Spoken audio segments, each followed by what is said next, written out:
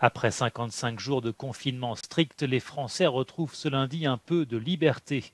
Ils pourront désormais se déplacer jusqu'à 100 km maximum de leur domicile. Le déconfinement marque aussi la réouverture des commerces et des écoles qui ne concernent pour l'heure qu'une minorité d'élèves. Le gouvernement français assouplit les mesures de restriction tout en multipliant les appels à la vigilance. Le coronavirus circule toujours sur le territoire, en particulier dans le quart nord-est du pays. La France qui a enregistré ce dimanche 70 nouveaux décès en 24 heures liés au coronavirus, le plus faible bilan depuis le confinement. Mais la situation épidémique demeure fragile. Le télétravail est toujours encouragé par les autorités afin notamment de limiter les flux dans les transports. À Paris, le port du masque devient obligatoire dans le métro ou le bus et les voyageurs doivent être munis d'une attestation d'employeur aux heures de pointe. Des forces de l'ordre et des agents de sécurité sont mobilisés pour veiller au bon respect des règles de sécurité. Le trafic des trains reprend également progressivement. Les gares se sont organisées.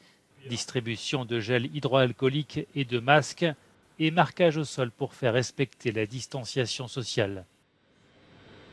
La distanciation sociale est matérialisée par de la signalétique au sol, des ronds où vous pouvez rester stationné, des traits, des barres pour s'arrêter et vous avez tout un tas de chevrons qui permettent à la fois d'aller dans un sens ou dans un autre sens au sein de la gare.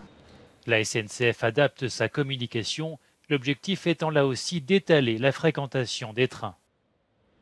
Tous les soirs, à 17 h, tous les trains que nous afficherons seront garantis. C'est très important que les voyageurs puissent préparer leur voyage. Donc la veille au soir, 17 h, ils connaîtront le train garanti, mais ils auront une information complémentaire. Ils auront l'affluence du train qu'ils souhaitent prendre. Est-ce qu'il est chargé ou est-ce qu'il est plus espacé? Et c'est très important car ça permet là aussi de réguler les flux et d'inviter surtout nos voyageurs à prendre les trains d'heure creuse. C'est ce que nous souhaitons et ce que nous rappelons.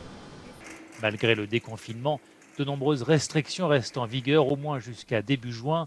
Bars, restaurants, cinémas, cafés, hôtels, musées demeurent fermés.